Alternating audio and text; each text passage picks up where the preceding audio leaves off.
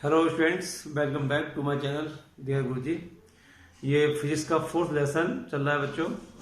गतिमान आवेश एवं चुंबकत्व, मूविंग चार्जेस एंड मैग्नेटिज्म। कई टॉपिक्स इस चैप्टर के हो गए हैं और आज एक इम्पोर्टेंट टॉपिक और फिर दूसरा नेक्स्ट वो भी इम्पोर्टेंट टॉपिक, दो टॉपिक कराते हैं आज। तो पहला टॉपिक है बच्चों वेग फिल्टर या वेग वर्णनकर्ता। वेग फिल्टर या यानी कि वेलोसिटी फिल्टर या वेलोसिटी सेलेक्टर। वेलोसिटी सेलेक्टर यानी कि एक विशेष वेलोसिटी वाले कण को सेलेक्ट करना। यानी वेग फिल्टर का क्या कार्य है बच्चों? तो वेग फिल्टर का कार्य है कि बहुत से कण हैं, आवेशित कण, जिनके वेग भिन्न भिन्न हैं। यानी कि भिन्न भिन्न वेगों वाले बहुत से आवेशित कणों में से एक विशेष वेग के कणों को अलग करना, फिल्टर करना और वैसे छानना, ये काम है वेग फिल्टर का। बात समझ में आ गई? कैसे करता है ये काम? तो देखो इसका बताते हैं बच्चों इसके बारे में पूरा। यहाँ क्रॉसित क्षेत्र हैं, यानी वैद्युत और चुंबकीय क्षेत्र क्रॉसित। क्रॉसित का मतलब क्या हुआ? एक दूसरे के लंबवत है। जैसे अक्षें होती है हमारी coordinate axis, X Y Z axis. तो बच्चों एक्स वाई जेड एक्सिस तीनों एक दूसरे के परपेंडिकुलर होती हैं, लंबवत होती हैं। मान लीजिए ये एक्स अक्ष है, ये वाई अक्ष है, ये जेड अक्ष है। अगर ये जेड अक्ष ऊपर की ओर है और ये देखिए वाई एक्स इस डायरेक्शन में, तो कोण 90। एक्स एक्स इस डायरेक्शन में है और ये ऊपर की ओर, तो कोण 90। एक इधर तब भी एंगल 90। यानी कि ये समकोणीय अक्षें होती हैं और तीनों अक्षें जिस बिंदु पर मिलती हैं उसे मूल बिंदु कहते हैं। तो बच्चों हम चुंबकीय क्षेत्र और वैद्युत क्षेत्र को इन अक्षों के अंदर लगाते हैं। कैसे? देखो ये फिगर समझिए। मान लीजिए ये कोऑर्डिनेट एक्सिस हैं, ये एक्स अक्ष है और ये वाई अक्ष है और ये जेड अक्ष है। ठीक है बच्चों, ये इसका ओरिजिन है। ठीक, मान लीजिए हमें बाई अक्ष की दिशा में ये वैद्युत क्षेत्र ई लगा हुआ है। वैद्युत क्षेत्र सदिश राशि है, मैंने वेक्टर लगा दिया है। और ये बाई क्षेत्र की दिशा में बच्चों ऐसे, ठीक है ना। चुंबकीय क्षेत्र जेड अक्ष के अंदर लगा हुआ है, तो चुंबकीय क्षेत्र को हम बी से डॉट करते हैं बच्चों। ये भी एक सदिश राशि है, तो मैंने यहाँ वेक्टर लगा दिया एरो, और इसकी डायरेक्शन जेड अक्ष के अनुदिश है। ठीक है ना। चूंकि मैंने बताया था कि अक्षें एक दूसरे के लंबवत होती हैं, तो वाई जेड एक्स अक्ष तीनों एक दूसरे के लंबवत हैं। वैद्युत क्षेत्र इन वाई अक्ष और जेड अक्ष के अनुदिश लगा हुआ है। जब अक्षें एक दूसरे के लंबवत हैं तो इसका मतलब क्या हुआ? वैद्युत क्षेत्र और चुंबकीय क्षेत्र भी एक दूसरे के लंबवत हैं। इन लंबवत वैद्युत क्षेत्र को क्रॉसित क्षेत्र भी कहते हैं, यानी कि क्रॉसित क्षेत्र हो गए। अब बच्चों ये क्रॉसित क्षेत्र यानी कि एक दूसरे के लंबवत है परस्पर, तब एक आवेशित कण v वेग से इन दोनों के लंबवत चलता है। तो इन दोनों के लंबवत का मतलब क्या हुआ कि जैसे मान लीजिए एक्स अक्ष है, ये वाई पर भी लंब है, जेड पर भी लंब है। तो हमने मान लिया कि कोई आवेशित कण जिस पर आवेश q है वो v वेग से x अक्ष के अंदर चलता है। तो देखो बच्चों ये x अक्ष के अंदर हमने ये वेग मान लिया, v वेग से इधर कण जा रहा है x अक्ष की दिशा में। ठीक है बच्चों, भाई a इधर जा रहा है। बच्चों कभी एक वेक्टर वाला चैप्टर हुआ था फर्स्ट ईयर में, उसमें हमने वेक्टर के बारे में पूरा बताया था। वहां एक एकांक सदिश यूनिट वेक्टर के बारे में बताया था, डिफाइन किया था कि भाई जिसका परिमाण एक होता है उसे एकांक वेक्टर कहते हैं। और उसे एकांक वेक्टर का फार्मूला ही बताया था हमने, ये मैं इधर रफ बता रहा हूं भाई, कि A unit vector equal to A vector upon mod A. Mod A ऐसे या फिर ऐसे ए लगाएंगे तब भी मॉड ए है ये। बच्चों इस फार्मूले से एकांक सदिश के इस ए का मान निकाले हम भाई, A vector equal to A into A cap. यानी इससे क्या निकला निष्कर्ष? तो बच्चों किसी भी राशि का परिमाण और किसी भी दिशा में जो एकांक सदिश है, एकांक सदिश दिशा को रिप्रेजेंट करता है, दिशा के लिए प्रदर्शित करता है। तो बच्चों वही परिमाण और एकांक सदिश की गुणा किसके इक्वल है? इस फार्मूले से ए इक्वल टू ए वेक्टर के इक्वल है। तो इससे ये जिसका निकला कि किसी परिमाण की एकांक सदिश से गुणा हो जाए तो वो वेक्टर बन जाता है, वो वेक्टर बन जाता है। मान लीजिए वैद्युत क्षेत्र ई है, इसका सदिश वेक्टर ये ई वेक्टर लगा दिया, परिमाण इसका ई मान लें, जैसे भी ए वेक्टर का परिमाण ए। बी चुंबकीय क्षेत्र है, सदिश है, इसका परिमाण हम बी मान लें, 3 हटा दो परिमाण हो जाएगा। वेग का वेक्टर v वेक्टर है और उसका परिमाण v हो जाएगा। तो बच्चों हम जनरली वेक्टर वाले चैप्टर में पढ़ा चुके हैं ये कि भाई एक्स अक्ष के अंदर से एकांक सदिश होता है वो आई कैप होता है बच्चों, एकांक सदिश आई, और वाई अक्ष के अंदर जो होता है वो जे होता है, जेड अक्ष के अंदर जो होता है वो के होता है एकांक सदिश, ठीक है ना। तो इस प्रकार से हमने मान लिया कोई माना वैद्युत क्षेत्र ई वाई अक्ष की दिशा में है और चुंबकीय क्षेत्र जेड अक्ष की दिशा में है और वो आवेशित कण v वेग से एक्स अक्ष की दिशा में चल रहा है। तब बच्चों तो यहाँ से वैद्युत क्षेत्र कितना हो जाएगा, वैद्युत क्षेत्र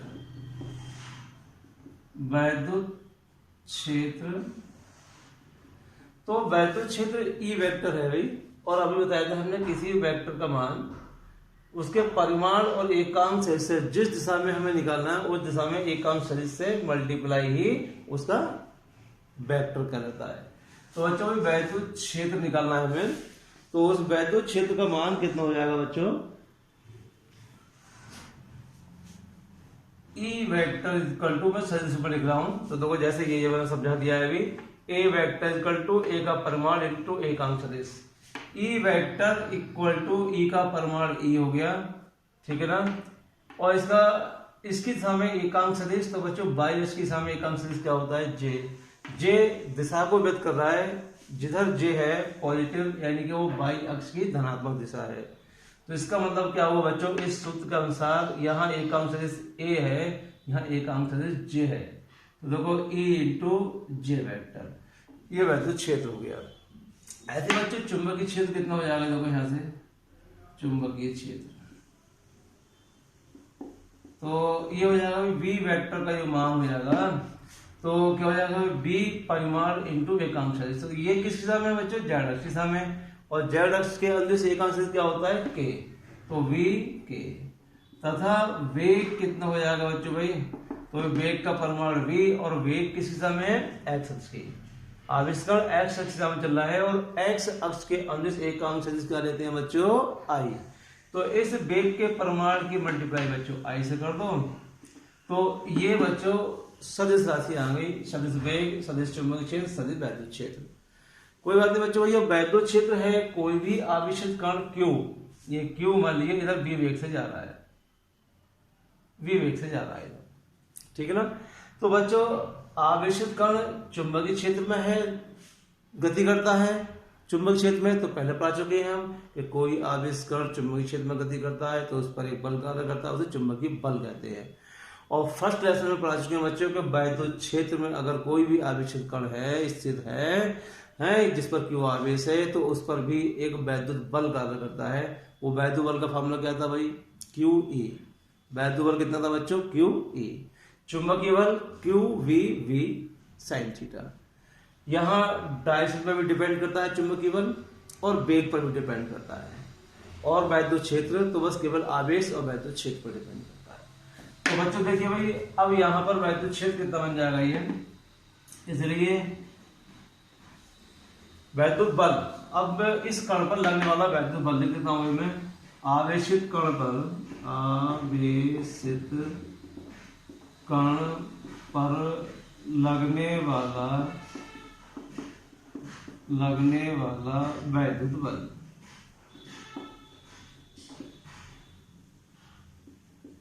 तो बच्चों तो कोई वैद्युत बल F सदिश रूप में लिखेंगे, F vector equal to QE, Q तो अदिश राशि है, इस पर वेक्टर नहीं लगाएंगे, E वैद्युत क्षेत्र पे सदिश राशि है, वेक्टर लगाएंगे, E की वैल्यू बच्चों EJ, तो यहाँ F की जो वैल्यू आ गई वो Q और ये आ गई EJ, ठीक है ना, E का मान यहाँ से लगा दिया।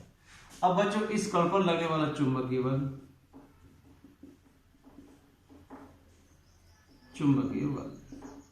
तो चुंबकीय यहाँ वैद्युत बल है, तो मैंने FE लिख दिया बच्चों, पहचान लिया, electric force, magnetic force FN। तो पढ़ा है हमने भाई कि कोई आवेशित कण चुंबकीय क्षेत्र में गति करता है तो उस पर लगने वाला चुंबकीय बल VQV sin थीटा या QVV sin थीटा। तो बच्चों वैद्युत ये चुंबकीय क्षेत्र इधर लग रहा है और वेग इधर जा रहा है, यानी कि चुंबकीय क्षेत्र जेड अक्ष दिशा में है और V किधर, एक्स अक्ष दिशा में है, यानी एक दूसरे के लंबवत हैं। तो दोनों की डायरेक्शन के बीच कोण कितना होगा 90, तो वी क्यू बी साइन 90 की वैल्यू 1 अर्थात वी क्यू बी। तो देखो बच्चों यहाँ पर अब मैंने लिखा क्यू वी वी, ये तो इसका परमाणु हुआ, लेकिन सदिश रूप में लिखेंगे तो बच्चों यहाँ था Q V V sine theta, Q V V sine theta, और Q V V sine theta को ये फार्मूला है वेक्टर का v क्रॉस v लिख सकते हैं, और मैंने लॉरेंज बल का जो फार्मूला दिखाया है वहां पर इसका वेक्टर रूप भी समझाया है। तो यहां हो जाएगा बच्चों वेक्टर रूप इसका v क्रॉस v, ठीक है ना, v क्रॉस v, ठीक है। अब यहां देखो v की वैल्यू क्या है बच्चों, q और ये वेग vi और क्रॉस v की वैल्यू v के, ये ऊपर से हमने वैल्यू पुट कर दी बच्चों यहाँ पर। अब बच्चों ये v और ये v ये सदिश थे, यहाँ इनके परिमाण हैं, तो परिमाण की तो सीधे से मल्टीप्लाई हो जाती है भाई अधिशासियों की v v। अब बचा i क्रॉस k, तो बच्चों i क्रॉस k क्या होता है भाई, अगर क्रम से लेते हैं i j k, i cross j cross k cross i, ये भी है हमने पहले फर्स्ट ईयर में समझा हुआ है, वो फर्स्ट ईयर में वेक्टर वाले चैप्टर में। तो बच्चों भाई i क्रॉस k है, तो i क्रॉस k j के इक्वल होगा, वो माइनस j के इक्वल होगा। क्रम होता i j k i, k के बाद i k क्रॉस i है, चूंकि ये वेक्टर राशि है दिशा का इफेक्ट पड़ता है, तो वहां पर j होता, यहाँ i क्रॉस k है तो माइनस j होगा। तो बच्चों i क्रॉस k की वैल्यू माइनस j, तो यहाँ हो जाएगा भाई माइनस, वो जो माइनस j है वो माइनस लगा दिया, q v और ये j, ये माइनस j। तो बच्चों लोगों को यहाँ से ये निष्कर्ष निकला भाई, ये जो वैद्युत बल है तो क्यू ई ये परमाणु हो गया, जे हमने बताया एकांक सदिश दिशा को रिप्रेजेंट करता है। और बच्चों देखो ये चुंबकीय बल की वैल्यू है minus Q B B J, तो क्यू वी भी पूरा परिमाण है, किसी बार एरो नहीं है, ये परिमाण है, लेकिन ये एकांक सदिश दिशा को रिप्रेजेंट करता है, तो भाई यहाँ भी जे है। तो जे तो बच्चों भाई एकांक सदिश बाई अक्ष की दिशा में होता है, अगर हम माइनस जे लें तो बाई अक्ष के ठीक विपरीत दिशा हो जाएगी, यानी बाई अक्ष के ठीक विपरीत दिशा हो जाएगी। तो बच्चों यहाँ देख रहे होगे देखो यहाँ पर कि क्यू ई जे, तो इलेक्ट्रिक फोर्स की डायरेक्शन तो किधर जे, यानी कि बाई अक्ष की दिशा में इलेक्ट्रिक फोर्स, अर्थात देखो मैं लिख रहा हूँ भाई एफ ई, ये एफ ई की जो डायरेक्शन है बच्चों वो बाई अक्ष की दिशा में, भैया वैद्युत बल। और यहाँ जो मैग्नेटिक फोर्स आया है चुंबकीय बल, यहाँ आया है क्यू वी वी जे, या मैं लिखूं माइनस जे, तो ये माइनस जे, तो माइनस जे का मतलब क्या है, जे बाई की दिशा में प्लस दिशा में, और माइनस जे का मतलब बाई के ठीक विपरीत दिशा में, दिशा चेंज हो जाती है, वेक्टर का अगर साइन चेंज होता है तो उसकी डायरेक्शन चेंज हो जाती है। तो बच्चों अगर माइनस जे तो बाई के ठीक विपरीत दिशा में, यानी कि इधर की हो, तो ये हो जाएगा एफ एम, यानी कि मैग्नेटिक फोर्स, मैग्नेटिक फोर्स ठीक विपरीत दिशा में। यानी कि बच्चों इससे ये निष्कर्ष निकला देखो कि ये चुंबकीय बल और वैद्युत बल एक दूसरे के विपरीत है, एक दूसरे के विपरीत है, ठीक है ना। तो मैं बच्चों देखो अब इनका परिणामी बल निकालता हूं। तो परिणामी बल बताया था भाई कि एक बिंदु पर कितने ही बल लगे हों, है अगर वो सदिश राशियां हैं तो उनका जो परिणामी होता है वो सदिश योग के बराबर होता है। तो बच्चों वैद्युत और चुंबकीय क्षेत्र एक ही स्थान पर लगे हुए हैं और उन स्थान से कोई भी आवेशित कण गुजरता है तो उस पर जो दोनों के कारण परिणामी बल कार्य करता है उसे हम लॉरेंज बल कहते हैं। यानी मैं कहूंगा भाई आवेशित कण पर लगने वाला परिणामी बल ये कहूँ लॉरेंज बल, लोगों इसलिए लॉरेंज बल कण पर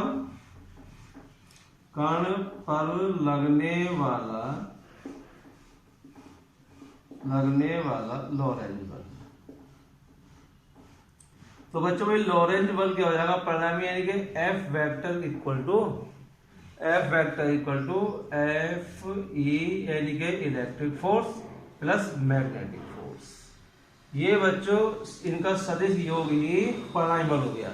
और जो परिणामी बल है बच्चों देखो इनकी वैल्यू हम पुट कर देते हैं यहाँ पर F E plus F N की, तो देखो एफ ई की वैल्यू यहाँ से लिख दीजिए क्यू ई जे प्लस एफ एम की वैल्यू ये, तो प्लस माइनस माइनस आ जाएगा बच्चों ये क्यू वी बी और देखो जे।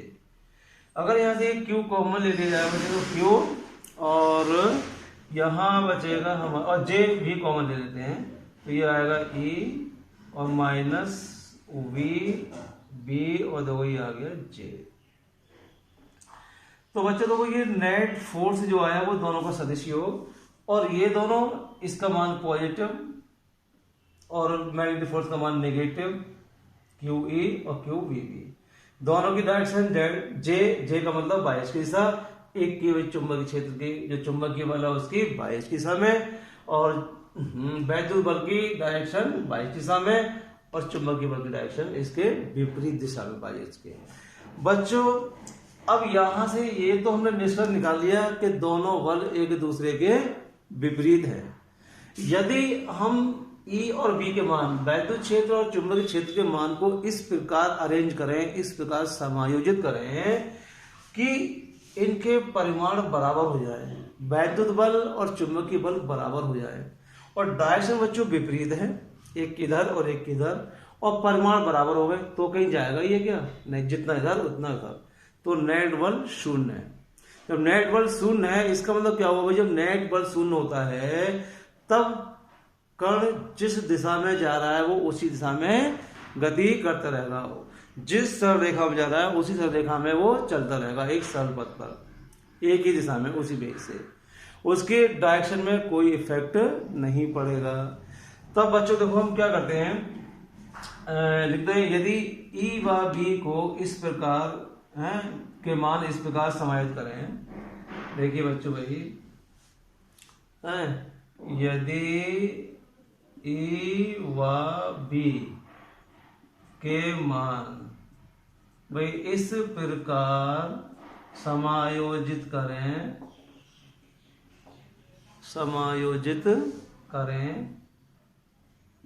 कि किस प्रकार के भी E और B की वैल्यू बराबर हो जाए, चुंबकीय बल और की, यानी मैं लिख देता हूं कि भाई Fe और Fm वैद्युत बल और चुंबकीय बल बराबर हो जाए।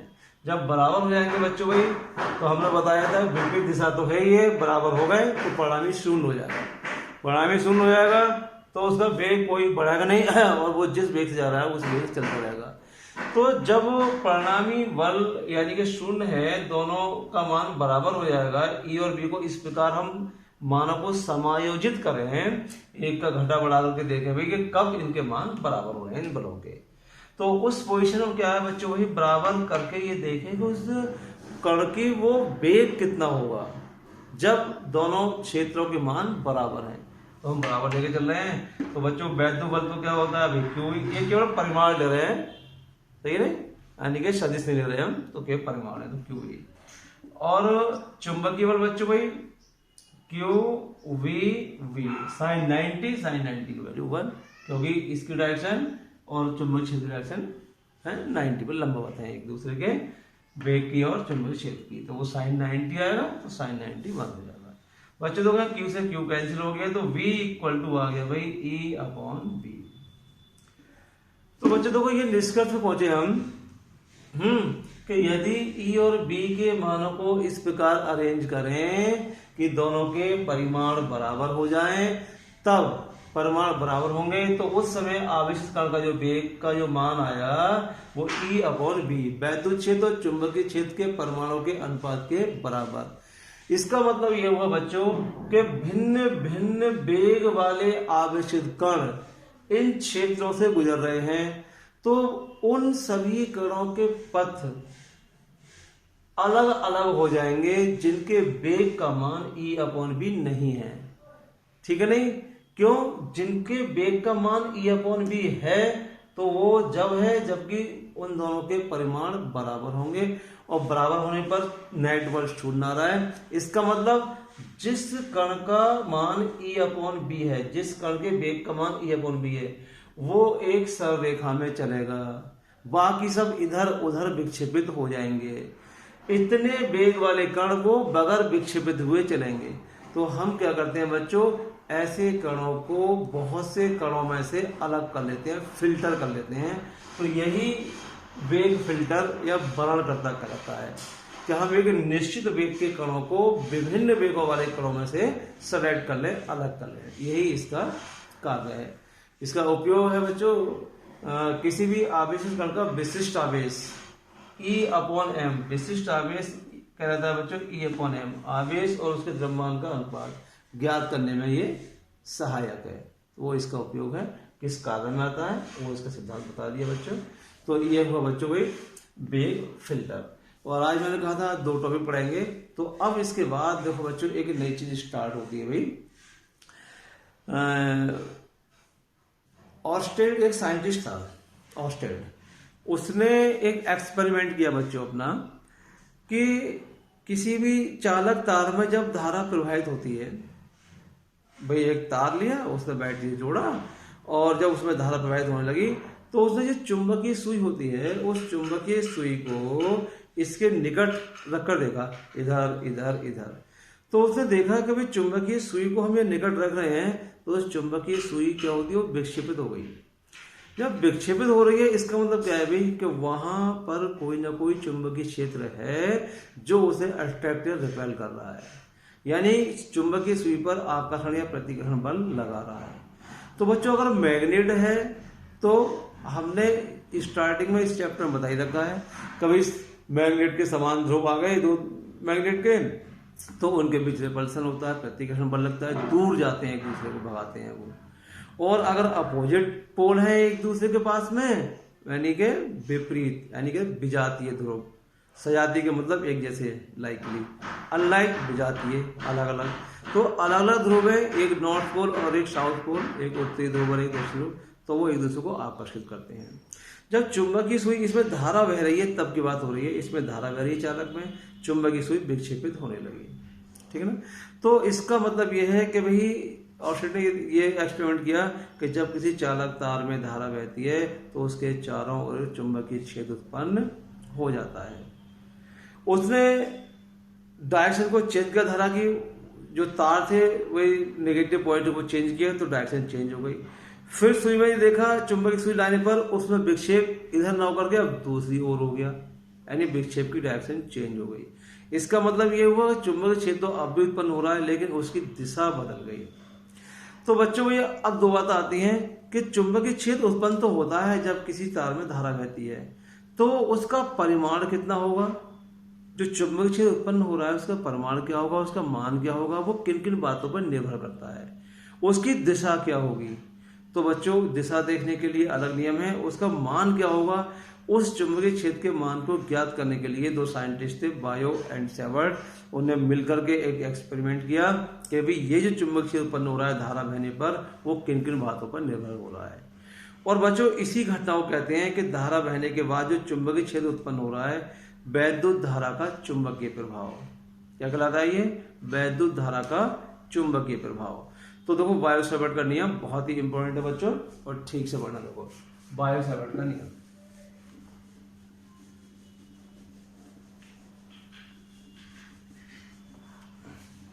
देखिए बच्चों, तो ये धारावाही चालक के कारण उत्पन्न चुंबकीय क्षेत्र, धारावाही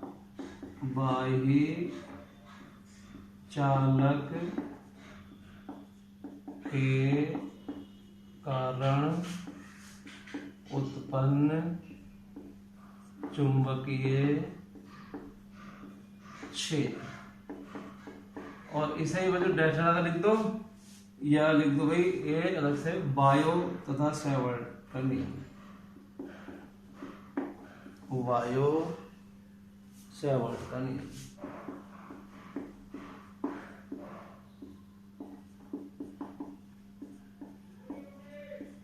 या तो वो ऐसे के बायो सेवर्ट का नियम या ये कहते धारावाही चालक के कारण उत्पन्न चुंबकीय क्षेत्र। तो बच्चों बायो सेवर्ट ने क्या देखा, उन्होंने अपना एक प्रैक्टिकली देखा कि भाई चालक तार में धारा बहने पर जो चुंबकीय क्षेत्र उत्पन्न हो रहा है वो किन किन फैक्टर्स पर डिपेंड है, किन किन बातों पर, किन किन कारकों पर निर्भर करता है। तो उसने क्या करा बच्चों, देखो एक चालक तार ले लिया, मान चलो एक ये चालक तार है, ठीक है ना, काफी लंबा है। इसमें जो करंट बह रही है बच्चों वो आई, धारा आई बह रही है, इसमें धारा आई बह रही है। तो उसने क्या करा, पहले इस तार का एक सूक्ष्म भाग ले लिया, चलो एक सूक्ष्म भाग ले लिया, डेल्टा एल लिख दिया मैंने। तो ये सूक्ष्म लंबाई है, बहुत छोटी लंबाई है, इसे लिख दिया बच्चों में डेल्टा एल, इतने भाग को इतने को, ये डेल्टा एल हो गई। तो बच्चों ये आई ये धारा बह रही है, वो तो एक सीधी धारा बह रही है भाई, देखो इस तार में होते हुए, तो इस सूक्ष्म भाग में भी आई धारा बहेगी। तब हमने ये देखा बायो साइबर ने, चलो भाई इससे कुछ दूरी पर किसी बिंदु पर देखते हैं चुंबकीय क्षेत्र का मान कितना कितना क्या होगा। तो बच्चों देखो यहां से, चलो मैंने मान लिया कि यहां से ये कोई बिंदु P है, ये यहां से R दूरी पर एक बिंदु P है डेल्टा L लंबाई के अवयव से, और जो बिंदु P जो लिया है यहां से दूरी जो ली है R, वो दूरी और जो डेल्टा L जो सूक्ष्म अवयव है उसके बीच का कोण मान लिया भैया थीटा है, थीटा जो भी होगा है, कुछ भी डिग्री हो सकता है। तब बच्चों क्या है, उन्होंने ये देखा, प्रैक्टिकल करके देखा भाई कि पहले धारा का मान इतना है तो चुंबकीय क्षेत्र का मान क्या प्रभाव पड़ रहा है, क्या प्रभाव पड़ रहा है कि चुंबकीय सुई रख के देखिए यहाँ पर कि भाई धारा उन्होंने चलो पहले 2 एम्पीयर प्रवाहित की, तो चुंबकीय सुई जो है वो कोई विक्षेपित हुई, उन्होंने धारा का मान को बढ़ाया तो चुंबकीय सुई वो और ज्यादा विक्षेपित हो गई, और धारा का मान बढ़ाया तो और ज्यादा विक्षेपित हुई। तो ज्यादा विक्षेपित हो रही है चुंबकीय सुई, इसका मतलब क्या है, चुंबकीय क्षेत्र का मान बढ़ रहा है। तो इससे ये निष्कर्ष निकाला कि जब किसी चालक तार में धारा बहती है उसके चारों ओर जो चुंबकीय क्षेत्र उत्पन्न होता है वो चालक में बहने वाली धारा के डायरेक्टली प्रोपोर्शनल, उसके अनुक्रमानुपाती होता है, समानुपाती होता है, अर्थात धारा के बढ़ने पर चुंबकीय क्षेत्र का मान बढ़ जाता है। तो बच्चों एक फैक्टर तो ये कि भाई बायो सावर्ट ने बताया कि जब किसी चालक तार में धारा बहती है तो जो उत्पन्न चुंबकीय क्षेत्र है वो उस धारा के चालक तार में बहने वाली धारा के समानुपाती होता है। तो बच्चों देखो ये फर्स्ट पॉइंट भाई, तो मैंने मान लिया भाई ये सूक्ष्म अवयव के कारण यहाँ पर सूक्ष्म चुंबकीय क्षेत्र उत्पन्न हो रहा है डेल्टा V। तो बच्चों ये delta V is proportional to I। सही है बच्चों, चाहे तो केवल परमाणु रूप लेते हैं और ये वेक्टर रूप बाद में देंगे, केवल इसका परमाणु निकालते हैं। तो बच्चों बात समझ में आ गई कि भाई I का मान बढ़ेगा तो B का मान बढ़ रहा है, क्योंकि सूक्ष्म अवयव कारण है, जैसे मैंने सूक्ष्म चुंबकीय उत्पन्न हो रहा है तो डेल्टा V लिख दिया है बच्चों, ठीक है ना। यह भाषा भी हमें लिखनी चाहिए, वो मैं जो नोट्स देता हूँ अपने हाथ से लिखे हुए नोट्स, तो अगर कोई जो बच्चे हम तो नहीं जुड़े हुए व्हाट्सएप पर, तो जो बच्चे नोट्स लेना चाहते हैं तो व्हाट्सएप नंबर में डिस्क्रिप्शन बॉक्स में दे देता हूँ, तो व्हाट्सएप पर कांटेक्ट करके और वो नोट्स प्राप्त कर सकते हैं, ठीक है ना। जैसे एग्जाम में लिखा जाता है उस थ्योरी को लिखने के बाद एग्जामिनर कैसे ज़्यादा से ज़्यादा मार्क देगा, पूरे में पूरे कैसे मार्क देगा, वो थ्योरी मैं हाथ से लिख करके नोट्स बना करके तब व्हाट्सएप पर सेंड करता हूँ। तो जिन बच्चों को चाहेंगे जो हम तो नहीं जुड़े हुए हैं वो व्हाट्सएप पर कॉन्टेक्ट कर सकते हैं, डिस्क्रिप्शन बॉक्स में व्हाट्सएप नंबर दे देता है। तो बच्चों ये थ्योरी भी है, तो डेल्टा V समानुपाती आई। फिर उससे देखा बच्चों सेकंड पॉइंट कि ये लंबाई जो है सूक्ष्म लिया, इसकी लंबाई को घटा करके बढ़ा करके, यदि इसकी लंबाई को हमने बढ़ाया तब इसके कारण हम चुंबकीय क्षेत्र देख रहे हैं यहाँ पर, तो चुंबकीय क्षेत्र का मान बढ़ गया। इसका मतलब क्या हुआ कि भाई चालक की जो लंबाई है उस पर भी चुंबकीय क्षेत्र डिपेंड करता है, उसके बढ़ने पर बढ़ता है, इसके घंटे पर घटता है, अर्थात समानुपाती होता है लंबाई के भी। यानी कि बच्चों भाई डेल्टा V समानुपाती, चालक की लंबाई मान लीजिए चलो L है, L मान लिया वो डेल्टा L सूक्ष्म लंबाई है, ये अवयव की लंबाई, पूरे चालक की नहीं, ये सूक्ष्म अवयव की लंबाई डेल्टा है। थर्ड पॉइंट बच्चों भाई, उसने जिस बिंदु पर चुंबकीय क्षेत्र है का हम परिकलन कर रहे हैं, ऑब्जर्व कर रहे हैं, तो बच्चों उस सूक्ष्म अवयव से उस बिंदु को बनाने वाली देखा, और जो अवयव है उसकी लंबाई के बीच जो कोण है देखा, तो कोण का मान हमने घटाया बढ़ाया तो उस कोण के साइन के भी ये समानुपाती होता है। यानी कि हमने 30 डिग्री 40 डिग्री 50 डिग्री तो साइन 30 साइन 40 साइन 50 ऐसा अगर मान बढ़ाया तो भी चुंबकीय क्षेत्र का मान बढ़ा। यानी कोण के बढ़ाने पर तो वो साइन के अकॉर्डिंग वैल्यू बढ़ रही है उसकी, यानी कि जो उत्पन्न चुंबकीय क्षेत्र है तो वो इन दोनों के बीच जो थीटा है उसके साइन के समानुपाती होता है, अर्थात डेल्टा V समानुपाती साइन थीटा। एक चौथा पॉइंट बच्चों और, ये जो दूरी है इस दूरी पर भी डिपेंड करता है। उन्होंने ये देखा बायो सावर्ट ने कि भाई हमने इस दूरी को कम करा, पास में देखा तो विक्षेप ज्यादा हुआ, दूर ले गए तो विक्षेप कम हुआ, और ये भी देखा कि दूरी बढ़ने पर विक्षेप उसी अनुपात में बढ़ रहा है या अधिक या कम ज्यादा विक्षेप हो रहा है। तो बच्चों ये देखा कि जितने दूरी बढ़ाते हैं उसके वर्ग के रूप में विक्षेप बढ़ रहा है या घट रहा है। दूरी बढ़ रही है तो विक्षेप कम हो रहा है उसके वर्ग के हिसाब से। अगर मान लीजिए 2 सेंटीमीटर दूरी बढ़ाई तो 2 दूनी 4, यानी कि 1/4 जो है कम हुआ, 1/4 रह गया मान, यानी दूरी के वर्ग के इनवर्सली प्रोपोर्शनल अर्थात व्युत्क्रमानुपाती होता है। दूरी घटा रहे हैं तो जितनी दूरी है उसके वर्ग के व्युत्क्रम अनुपात में ये बढ़ जाएगा, ठीक उल्टा। और दूरी बढ़ा रहे हैं तो दूरी के वर्ग के व्युत्क्रम अनुपात में यानी कि ये मान घट जाएगा।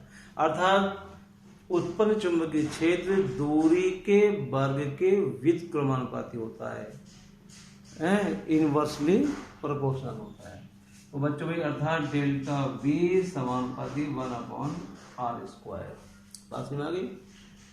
दूरी के वर्ग के व्युत्क्रमानुपाती, दूरी बढ़ेगी तो ये चुंबकीय क्षेत्र घटेगा, दूरी घटेगी कम होगी दूरी तो चुंबकीय क्षेत्र बढ़ जाएगा। बच्चों ये चारों नियमों को मिला दो, मिलाने पर उपरोक्त चारों नियमों को मिलाने पर,